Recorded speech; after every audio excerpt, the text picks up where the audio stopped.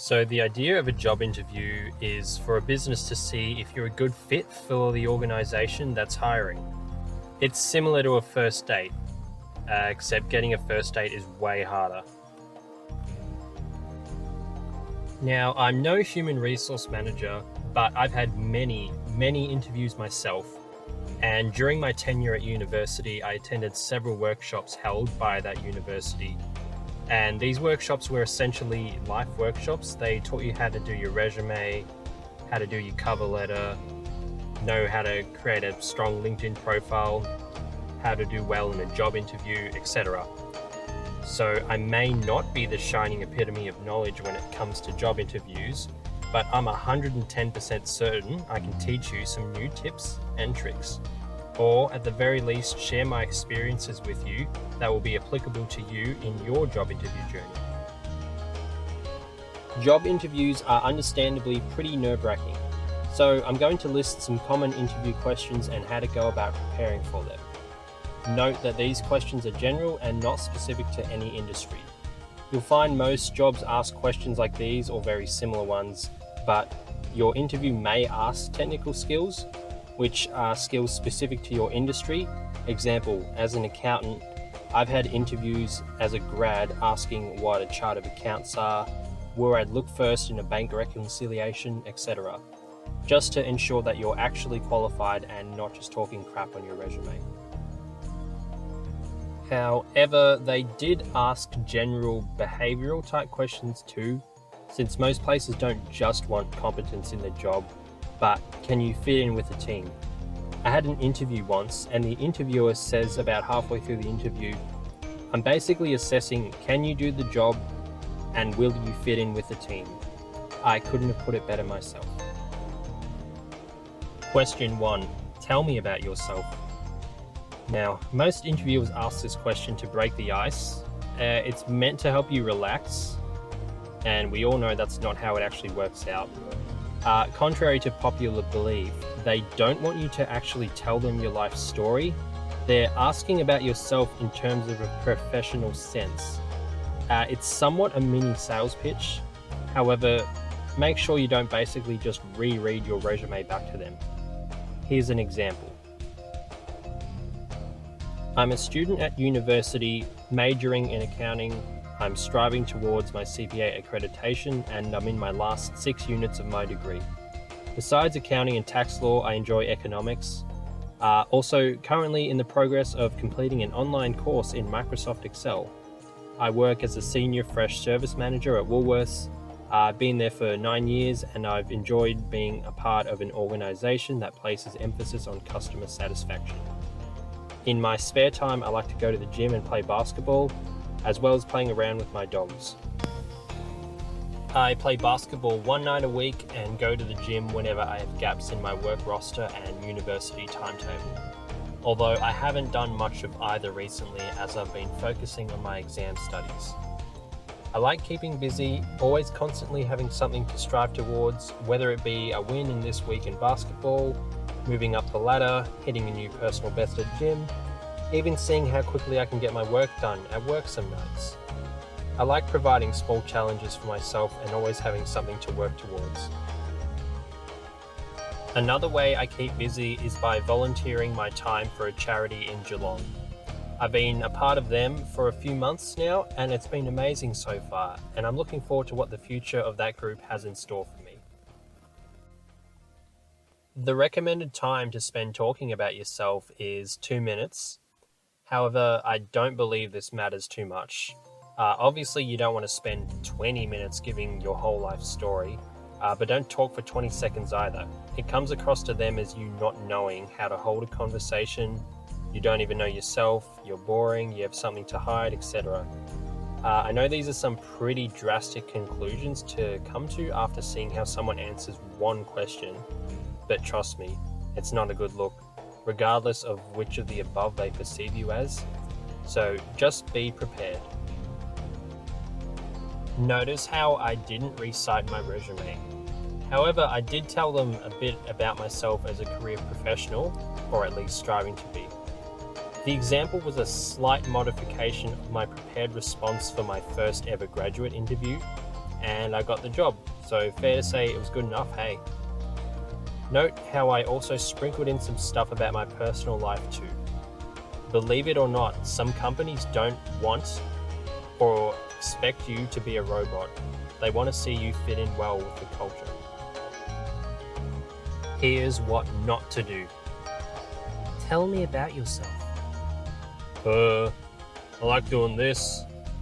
I like being shredded AF. I like gambling, like going to the casino with the boys. Like having to smoke, like drag racing down the street with the squad. Most of, if not all of the above, are widely considered unsavory pastimes. The idea is not to give away anything that may be negatively perceived by the interviewer. Question 2. What do you know about our organisation? The reason employers ask this is so that they can filter out those who aren't serious about the job. Some people just send their resume off to random organisations as they just want a job. Well, duh, everyone wants money.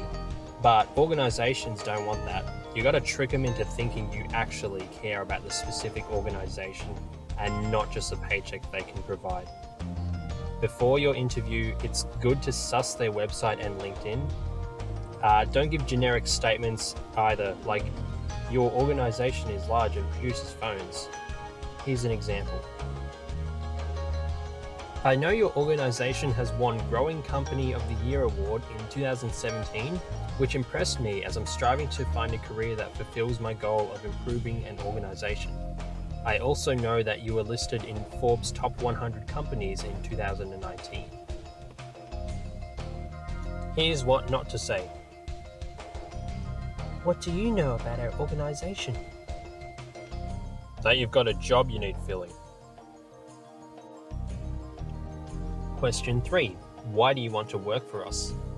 Similar reason to the previous question, they're trying to filter out those who are actually passionate about the organisation and job role, and not just the money. Once again, be careful not to mention something too broad. Example, you offer flexible working arrangements. Always avoid mentioning money. Here's an example. I note that in the job description that your organisation offers a friendly working culture, which is an environment I've thrived in my previous roles. I also note that you have casual Fridays and bring your dog to work day once a month. This tells me your organisation is very welcoming to your staff and you have a strong team culture. Now, I know that example was kinda generic, but it's hard to give a broad, definitive response since you'd need to research/check out the organisation you're applying for. There's probably something about the organisation that's a little niche, even if we all know there's another job out there that offers the same perks. Just stroke their ego and make them feel special. Here's what not to say. Why do you want to work for us? Because money, you idiot. I've always been passionate about not starving to death or being homeless. I also need a use for my degree, so here I am. Obviously, the answer is money for most people. Some people prefer work-life balance, but in the vast majority of cases, it's money. But yeah, once again, avoid mentioning money at all. Question 4. What are your strengths?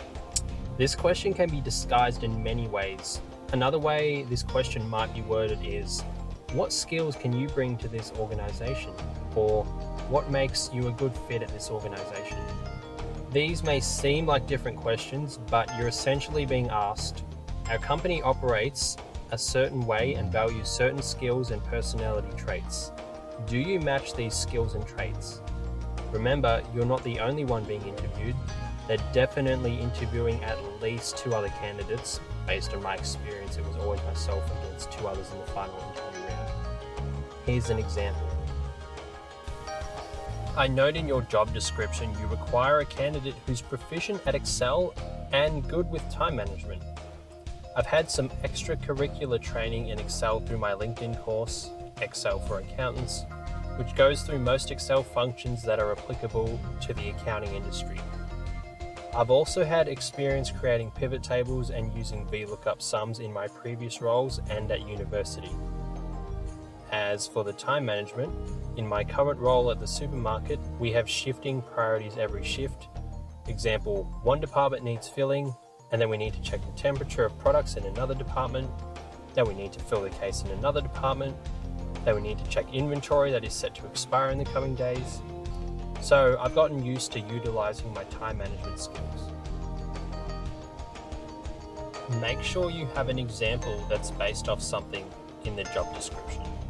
Note in my example, I said, I note in your job description that you require a candidate who's proficient at Excel and good with time management.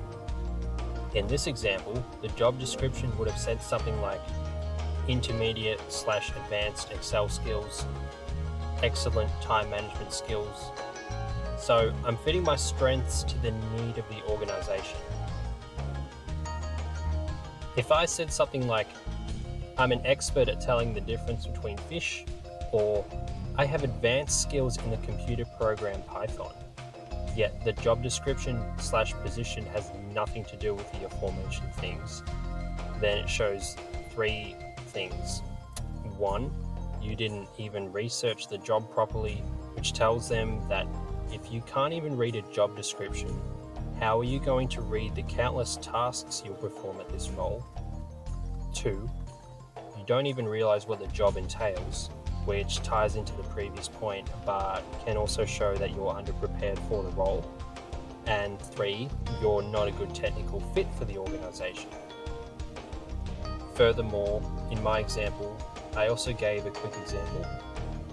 If you had just said, your job description asks for Excel and time management skills, yeah, I'm good at those. Well, are you? Prove it. Anyone can just memorize what the job description says and say, yeah, I'm good at all of those. I can do it. Some questions will ask about a specific scenario in which you use the STAR method, but we'll talk about this further in the video. Here's what not to do. What are your strengths? My kill to death ratio on Call of Duty is ranked number 1 in my region. No, like, what are your strengths? The bench press, deadlift, my squat is alright too. Question 5. Tell me about a weakness of yours. Yeah, like I tell you. So the principle behind this question is commonly mistaken. What most people believe is that you're meant to say a strength but disguise it as a weakness. Example, my weakness is I'm such a perfectionist, I'd stay back at work doing unpaid overtime, even at the expense of my friends and family. Screw them, I'd rather get my work done. In reality, they want honesty, but they won't appreciate the honesty if you admit things like you get distracted at your desk easily, you fake sickies, you're late often, etc. Then you won't get the job. They ask you this knowing you're going to give a beat around the bush type of answer. It's odd, but they're trying to catch you off guard, as well as they're trying to see how well you know yourself. The real answer you give here is a legitimate weakness that has nothing to do with a job role. Example, when I was asked this, I always said, public speaking is a weakness of mine. Public speaking has nothing to do with being a generic accountant. You communicate via email or by the phone one-on-one. You might talk in a meeting room, but once again, this is job specific. Most accounting roles don't require public speaking. Another method is to talk about a minor weakness, but mention how you're looking at improving it, and provide an example/proof of this. Example, my biggest weakness is using the computer accounting software Xero. At the moment, I find it very complex. However, I am undertaking an online course to improve my skills in this program, and so far, it's going well. Here's what not to do. Tell me about a weakness of yours. Well, let's see. I'm late often, fake sickies, like spending a lot of time doing this. unpleasant to be around, aka I'm a douche, I suck at learning new things, I hate people, hate doing work. Don't say anything like this. Once again, the weaknesses aren't meant to give off any red flags. Question 6. Where do you see yourself in 5 years? They usually ask 5 years, not 2 or 10. The reason is they're trying to assess your future aspirations. Some organizations want to see if you'd be a loyal employee to the company, not one who's going to leave after 6 months or 2 years. Some organizations are testing if you're going to pursue higher education. Example, an accounting grad with a bachelor's degree pursuing their CPA studies, or a science student pursuing a doctoral/PhD degree, as this would benefit their organization. Or perhaps they're testing if your aspirations exceed what the company can offer, and thus they'd make an offer to an employee who's more content with what the role can offer. This is a tricky question, as it might be difficult to decipher what the employer is asking for. But here's an example of what to say. Tax advisor, something where tax is a heavy focus.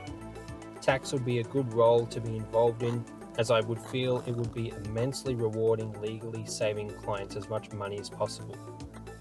One of the Facebook posts I saw, we have numerous #tax minimization strategies for our clients, and we'll find one to save you as much as possible. I've always liked helping people, as seen from my position in my volunteer role and also helping people at Woolies. And taxes would be one area where you could make a real difference to someone's finances. The above was a prepared example from my first accounting role. I tailored the answer towards an aspect of the business that I had seen on their social media website. However, I didn't make it too obvious. Example, where you see yourself in 5 years. Oh, I'd like to be here. As flattering of an answer that may be for some organizations who want long-term employees, they know this is a BS response. You can't even talk about how you like the organization as you haven't even worked there a day yet. You can't really get a good indication of the work environment until you actually work there. You can't get this vibe from their social media presence. So, in short, tailor your response to this question in a way that is relevant to the organization, but not super specific to the point where they can tell you're just sucking up. Here's what not to do. Where do you see yourself in 5 years? Hopefully not here. Question 7. Why do you want to leave your current position? Now, admittedly, this is a question that isn't too relevant to the roles I've had, since they've all been university graduate roles. It's not like they're going to ask uni students or those working part-time, or a combination of the two, why they want to leave their current job. Like, why do you want to leave your current position? Because I went to uni for a reason? But this is a common question for those who are already working full-time and switching into another full-time job role. Most commonly recommended responses are things like, because I feel it's time to take the next step in my career, or I feel the work culture here is more suitable to my preferences and I feel I would thrive in this type of work environment. Note how these two responses are based around career progression and work culture. It's no secret some organizations offer much better opportunities for career progression. If you work for a small business with 5 staff and you apply for a job with 500 staff, there's obviously more chances of promotions and new responsibilities. Potentially there is more pay too. However, some small businesses will pay you more since you're more valuable to them, whereas if you're one of 500 employees, you might be more replaceable, hence you aren't paid as well. Alternatively, the small business might not have as much money to spend on your salary, whereas the larger business can afford this.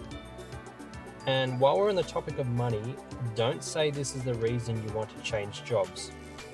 Realistically, it's probably the most likely reason, as research has proven you make more money from switching jobs as opposed to waiting for salary raises. You're more likely to find a job that jumps your pay from $60,000 a year to $70,000 per year, as opposed to getting a $10,000 per annum salary increase at your job. Yet, if you mention salary/money in a job interview, it's looked down on. A little unusual, but it is what it is.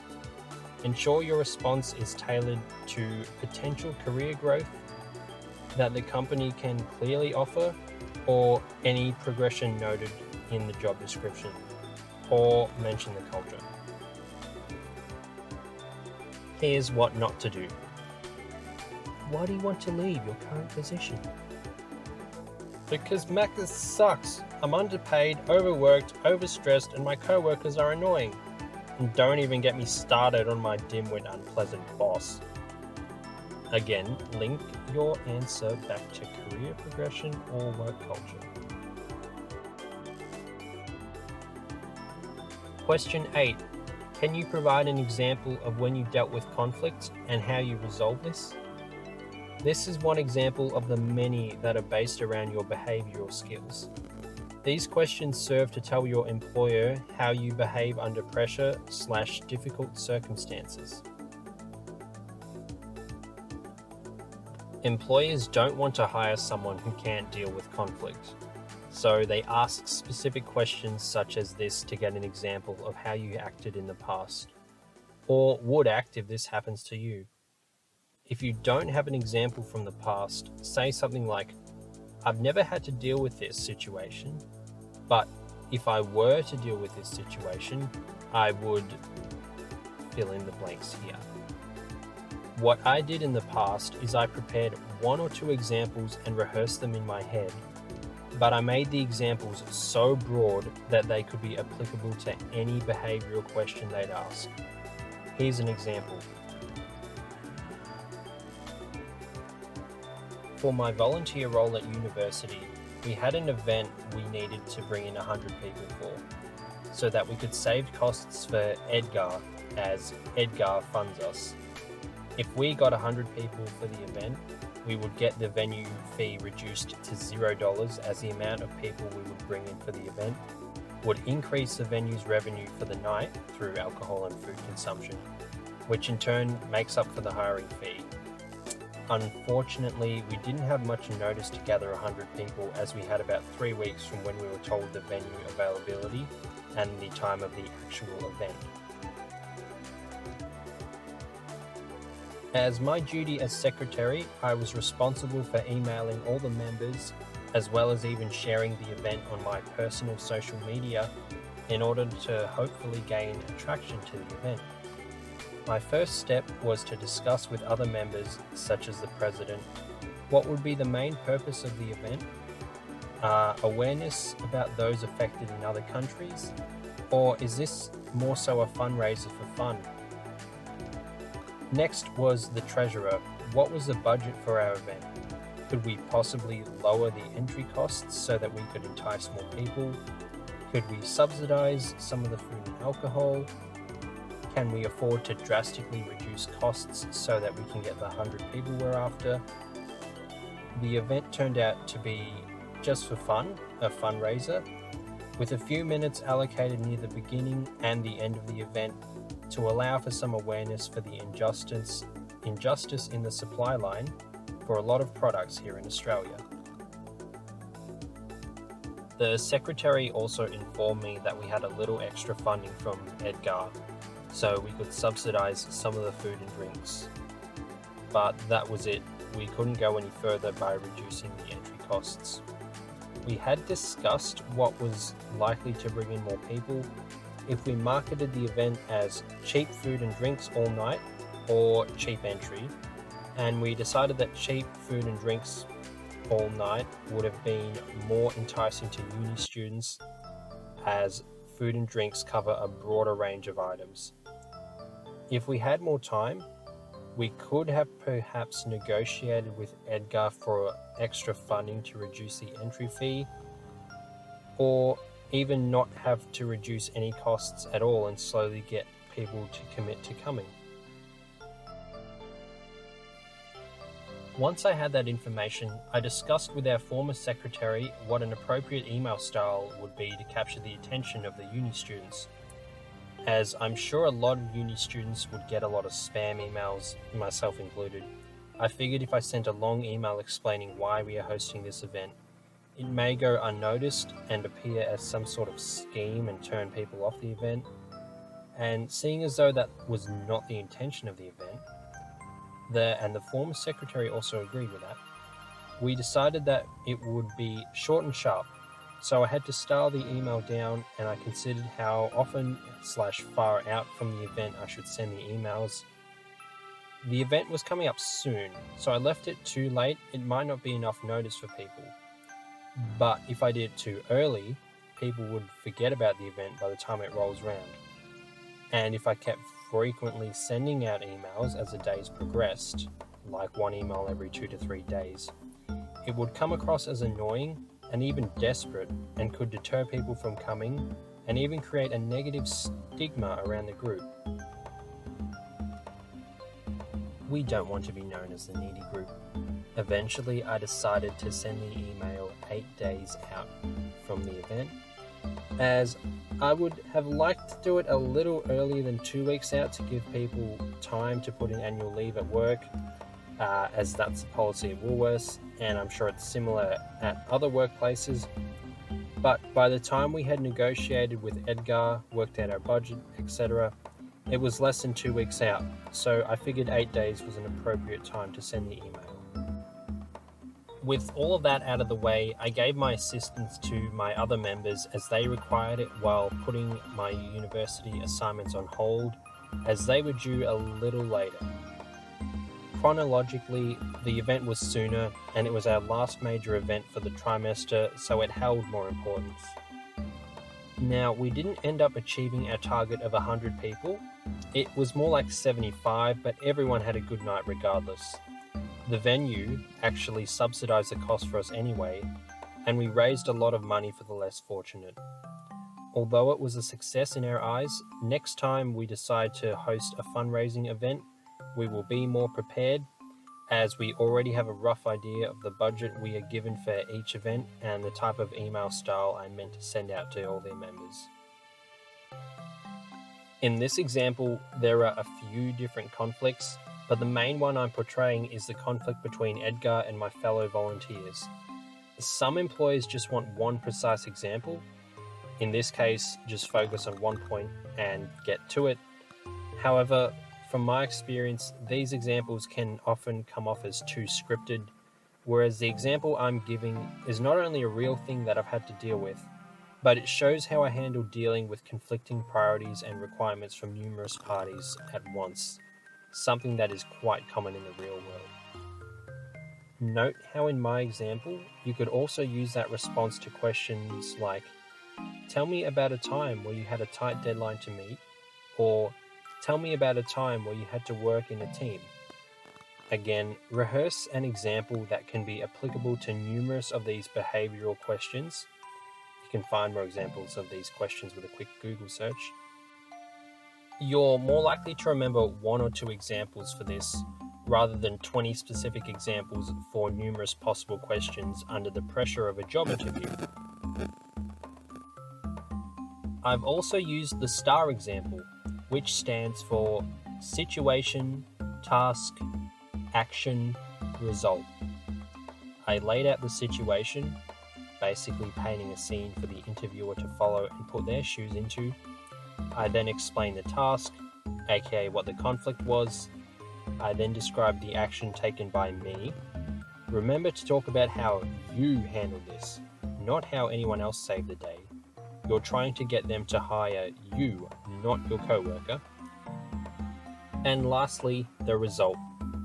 My result wasn't the ideal ending, but it's once again a realistic one, and I showed how it wasn't a bad ending and it was a learning experience. Remember not to give away an instance where the result was bad, no matter how you handled it. It's like those multi-choice math tests in high school. The method of how you got to the answer is sometimes not as important as the actual answer you got. You don't get half marks for the workings in multiple choice questions. If you have a fantastic example, but the result wasn't good, just make up some new result in your head, or at least twist it a little. Everyone tells little white lies in the job hiring stage.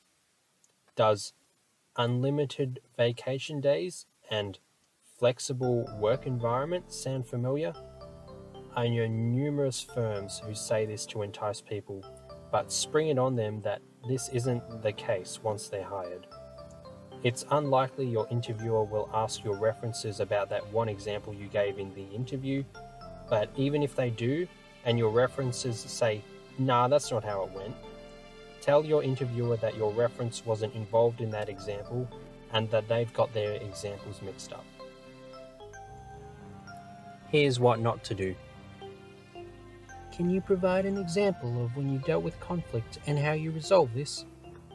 Yeah, some dude called me a simp online once, so I bashed him in real life. Question 9. What are 3 words your co-workers would use to describe you? This can be phrased in numerous ways, such as, how would your co-workers and family describe you? And what would your family and friends say if I were to call them and ask about you, etc. This is an assessment of your personality and how you'd fit in culturally with the organization. They might also ask, how would you describe yourself in 3 words? The trick here is to find keywords in the job description and then use words that match these keywords. Example, if a job wants strong work ethic, use the word driven to describe yourself. Don't use that exact word either. Example, if the job description says motivated individual, try not to describe yourself as motivated. Instead, use a synonym for this. You can Google motivated synonym and that'll provide some answers, or you can go onto Word, type in the word motivated, right click over the word, hover down to synonyms and find a word from there. Make sure the word isn't too big and fancy either. You want them to actually understand what you're trying to say. An example would be driven, likable, diligent.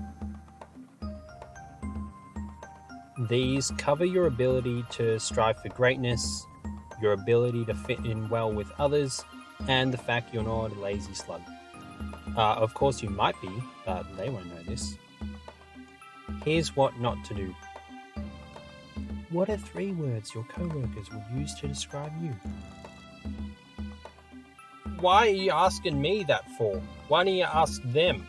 I'm clearly going to lie to you and contort my answer in a way that gives me a positive perception now, aren't I? You ask for references at the bottom of my resume. I provided them. Use them. Okay, 3 words. Shredded. Let's say king. One more. They'd also say hired. They'd describe me as hired.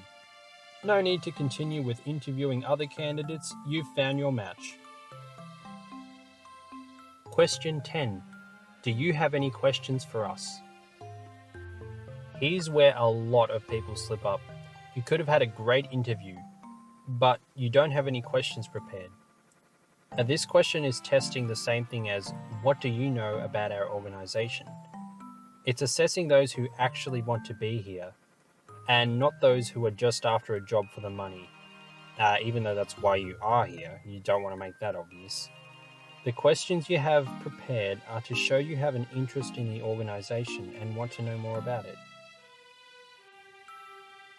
But make sure these aren't generic questions like, what's a workday like here? Although this is an okay question, it's not as good as others, and it can come off as generic and not applicable to the role.